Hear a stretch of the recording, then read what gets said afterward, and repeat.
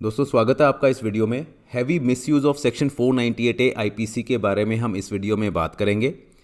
काफ़ी टाइम से 498A IPC की अगर हम बात करें, जहां पर एक फ़ीमेल जो है अपने इन लॉज़ के हस्बैंड के अगेंस्ट कंप्लेंट फाइल कर सकती है पुलिस में कि उसको परेशान किया जा रहा है, बहुत ज़्यादा परेशान किया जा रहा है, मे बी डाउरी के लिए या बिना डाउरी के लिए भी अदरवाइज़ उसको परेशान किया जा रहा है, इतना कि वो सुसाइड तक करने पर मजबूर हो रही है। इस लेवल की अगर हरासमेंट वो फेस कर रही है तो 498A आईपीसी में वो अपने इन लॉज़ के अगेंस्ट कंप्लेंट पुलिस में फाइल कर सकती है। बट ये जो लॉ था फीमेल को प्रोटेक्ट करने के लिए, अभी कुछ टाइम से, काफ़ी सालों से इसका मिसयूज़ बहुत हो रहा है 498A आईपीसी का। अभी सुप्रीम कोर्ट ऑफ इंडिया ने और डिफरेंट हाई कोर्ट्स ने, गुवाहाटी हाई कोर्ट की भी, कलकत्ता हाई कोर्ट की भी, मध्य प्रदेश हाई कोर्ट की भी, अभी रिसेंट टाइम्स में कुछ महीनों में काफ़ी स्ट्रॉन्ग ऑब्जर्वेशंस इसको लेकर आई है। तो जो लोग भी 498A के झूठे मुकदमे फेस कर रहे हैं, या उनके फैमिली मेम्बर्स कर रहे हैं, या उनके रिश्तेदार कर रहे हैं, आसपास वाले कर रहे हैं, उनके लिए वीडियो बहुत ज़्यादा इंपॉर्टेंट है।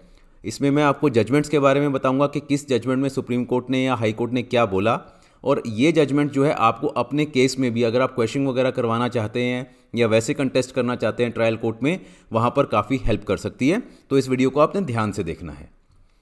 लेटेस्ट लॉ की अगर हम बात करें, अभिषेक versus state of Madhya Pradesh, ये अभी केस आया 31 अगस्त 2023 को डिसाइड किया सुप्रीम कोर्ट ने।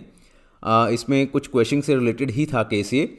इसका अगर पैरा 22 की अगर हम बात करें तो सुप्रीम कोर्ट ने क्या बोला, इसमें मैंने रेड में हाईलाइट किया हुआ है।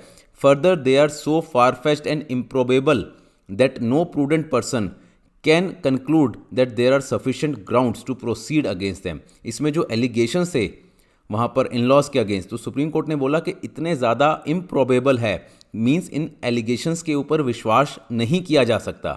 इतने दूर दराज के या वेग एलिगेशंस हैं कि इसके ऊपर हम विश्वास नहीं कर सकते। तो वहाँ पर उनके अगेंस्ट जो इन लॉज आए थे, वहाँ पर उनके अगेंस्ट जो प्रोसीडिंग्स थी वो उन्होंने क्वैश कर दी।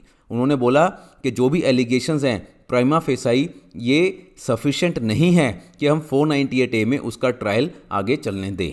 तो ये बड़ी स्ट्रॉन्ग ऑब्जर्वेशन जो है सुप्रीम कोर्ट की आई अभिषेक versus state of Madhya Pradesh में।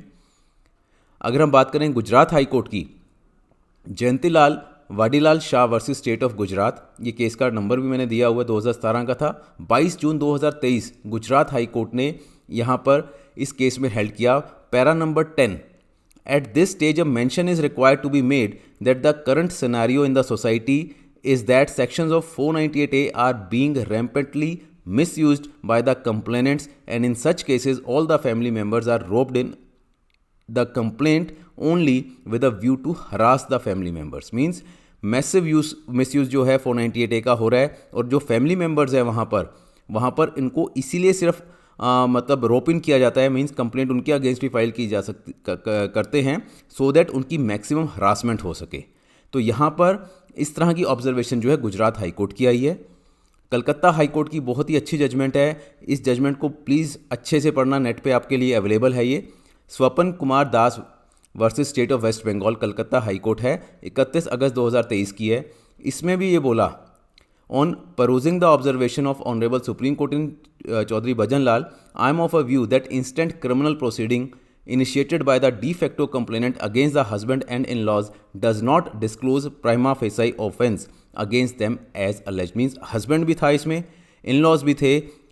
कोर्ट ने क्या बोला कि प्राइमा फेसाई कहीं पर भी कोई ऐसा एलिगेशन नहीं है हम बोलें कि उनके अगेंस्ट ये कंप्लेंट चल सकती है। The proceeding are instituted only to fulfil personal grudge, सिर्फ पर्सनल ग्रज को सेटिस्फाई करने के लिए ये प्रोसीडिंग डाली गई है। तो ये कलकत्ता हाई कोर्ट की काफ़ी स्ट्रांग ऑब्जर्वेशन आई है।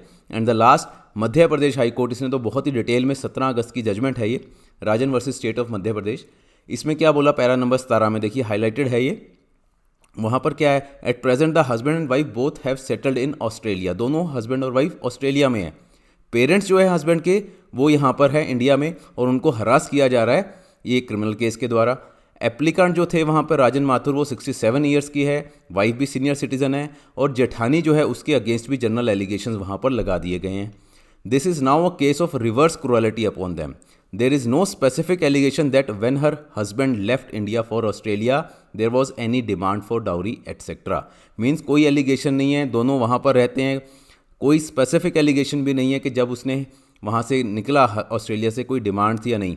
Now day it is very common for the husband and wife to reside or to do jobs outside of India and their parents are made to suffer in India by way of criminal or matrimonial litigation, कि वो दोनों वहाँ रह रहे होते हैं but जो in laws हैं, उनकी फैमिली मेम्बर्स हैं, उनको इंडिया में हरास किया जाता है बाय मिसयूजिंग 498A। तो इस तरह के अगर आपके सिमिलर कुछ फैक्ट्स पे केसेस हैं तो आप इन जजमेंट्स की हेल्प ले सकते हैं। कोई अगर आपको डाउट आए, कोई आपकी क्वेरी हो, तो ये मेरा व्हाट्सएप नंबर है, आप इस पर प्लीज़ मैसेज कीजिए। मेरे पास जब भी टाइम होगा मैं बेस्ट पॉसिबल वे में आपको रिप्लाई करूँगा। और भी अगर आपकी क्वेरी है तो आप मुझे व्हाट्सएप इस पर कर सकते हैं। Thank you and all the best.